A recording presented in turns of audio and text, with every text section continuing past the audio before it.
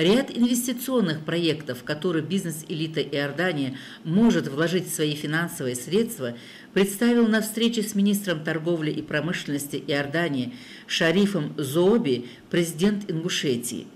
В ходе встречи он отметил, что для Иордании и Ингушетии открываются новые возможности взаимовыгодного сотрудничества. Того, что Ингушетия самый молодой субъект, и совсем недавно мы знаем, что очень большое количество беженцев находилось. Это была нагрузка на это. هذا هدف صعب جدا لأنه أولا إحنا عمرنا فقط 14 سنة وثانيا إنه في الجمهورية قبل حتى فترة قريبة جدا كان أوسيتيا الشمالية وين كانت نزاعات أرضية. Несмотря на то, что уже есть позитивные изменения в плане создания рабочих мест, в плане инвестиционной привлекательности. 13 400 рабочих мест создали. На законодательной основе поддержали бизнес. Я, господин президент, прежде всего приветствую вас здесь, в Иордании. Это ваш второй дом. Здесь вас окружают друзья. Я благодарю вас, что вы в своей программе нашли возможность посетить наше скромное министерство.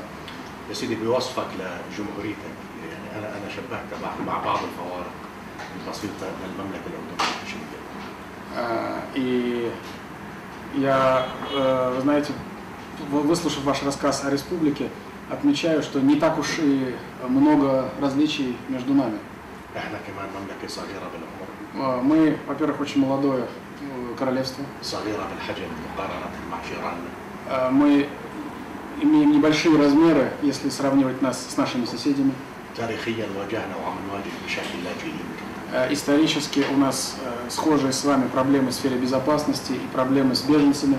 В ходе встречи Мурат Зязиков отметил, что для Иордании и Ингушетии открываются новые возможности взаимовыгодного сотрудничества. Он заявил, что на развитие малого и среднего бизнеса в Ингушетии есть конкретная программа до 2015 года.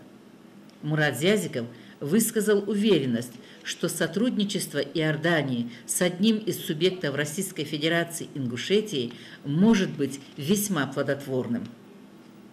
Министр торговли и промышленности Иордании изъявил желание посетить Республику Ингушетия, чтобы самому посмотреть, как строится и развивается молодая республика, для ознакомления и заключения взаимовыгодных контрактов.